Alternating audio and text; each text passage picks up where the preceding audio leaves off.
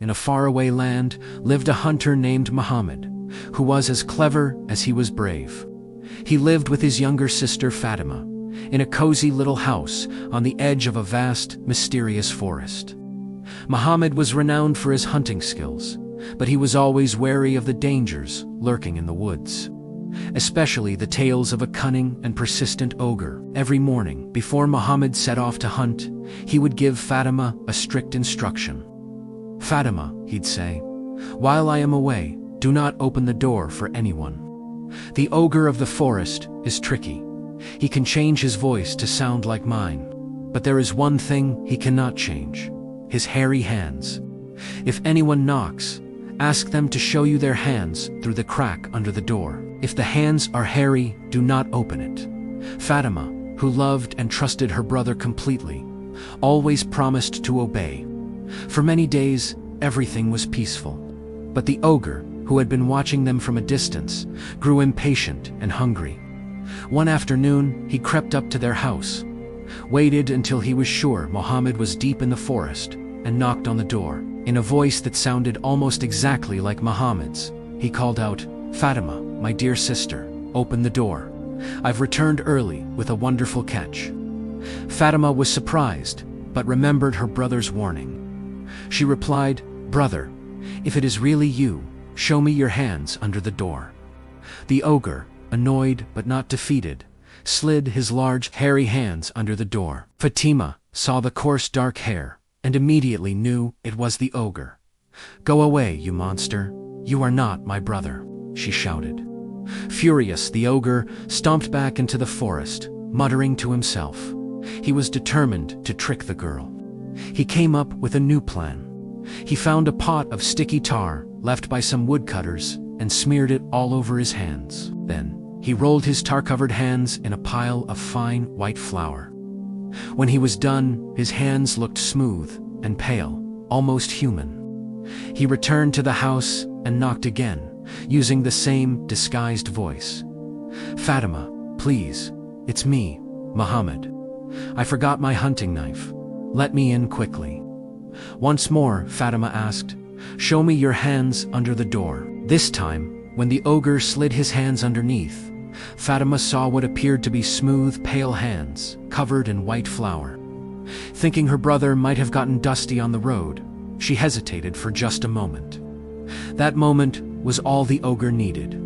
He pushed the door with all his might, and it burst open. Before Fatima could scream, the ogre grabbed her, threw her into a large sack, and raced back towards his lair deep in the woods. When Muhammad returned home that evening, he found the door broken and his sister gone. His heart sank.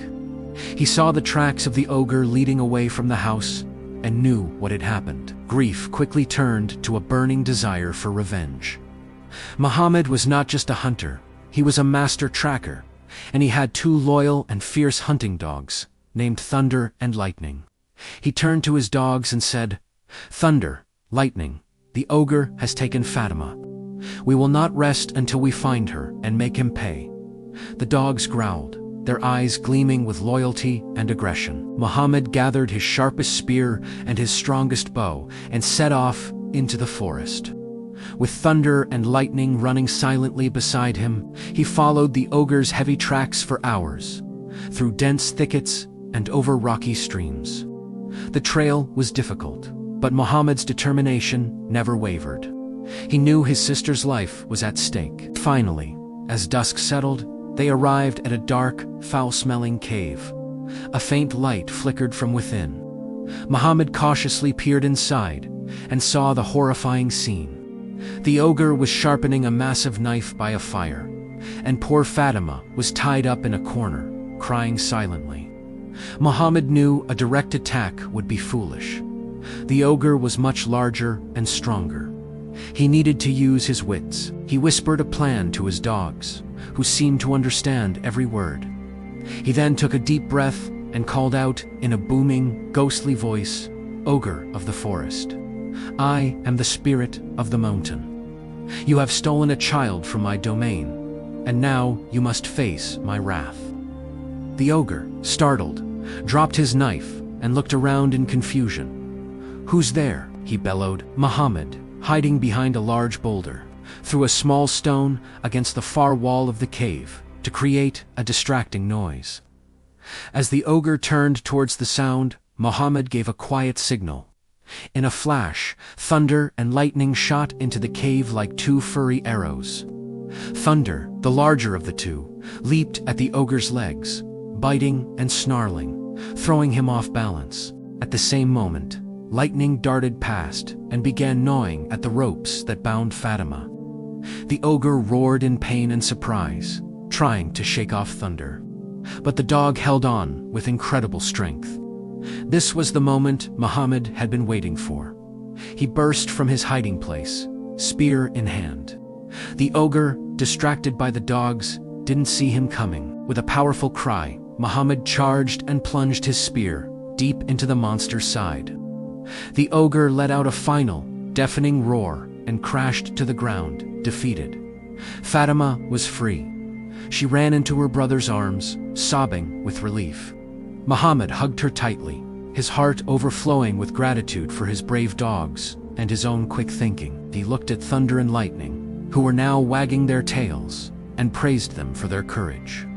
They left the ogre's dark cave and never looked back. The journey home was long, but their hearts were light.